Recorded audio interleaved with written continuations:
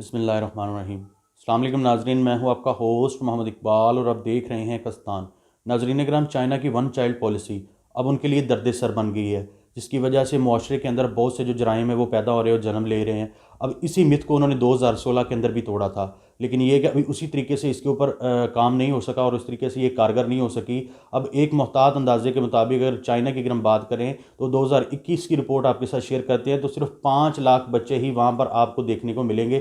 1 ارب سے زیادہ آبادی والا جو ملک ہے اس کے اندر صرف 5 لاکھ بچے ہی پیدا ہوئے۔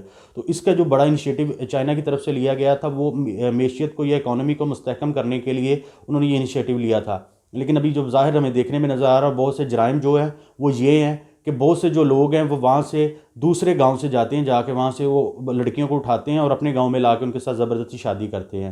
ایک تو پہلا بڑا جو جرم ہے ان کا وہ یہ ہے۔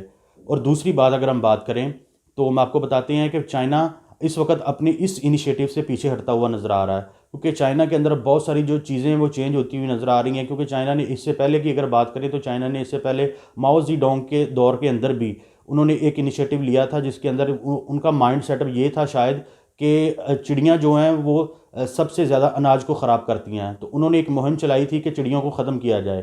تو اب ہوتا کیا تھا، انہوں نے چڑیوں کو مارنا شروع کر دیا اور حکومت نے بھی بڑے پیمانے پر اس کا اعلان کیا تھا کہ جو بندہ زیادہ چڑیا کو مارے گا، مارنے کا اسے انعام بھی ملے گا اور اس کے بعد اس کی خدمات کو بھی سراہا جائے گا۔ لیکن اس کے برعکس ہوا، جو کیڑے مکوڑے تھے وہ زیادہ نقصان پہنچانا شروع۔ پھر ماؤ زی ڈونگ نے دوسرے ممالک سے چڑیوں کو منگوایا اور اپنے ملک کے اندر ان کی نشو نما کرنی شروع کر دی، جس وجہ سے اب دوسرا فیصلہ اور غلط فیصلہ جسے ہم یہ کہہ سکتے ہیں وہ یہ تھا کہ انہوں نے ون چائلڈ پالیسی کی بنا کے اوپر ایک بچہ پیدا کرنے کا انہوں نے سہولت دی تھی۔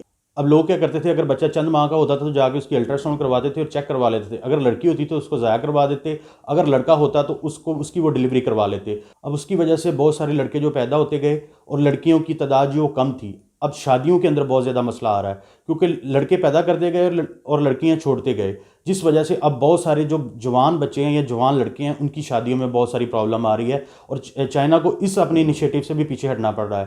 تو ناظرین اگر آج کا ولاگ آپ کو کیسا لگا ہمیں کمنٹ باکس میں ضرور بتائیے، اور اس طرح کی مزید انفارمیٹیو سٹوریز کے لیے دیکھتے رہیے کستان۔ اللہ نگہبان۔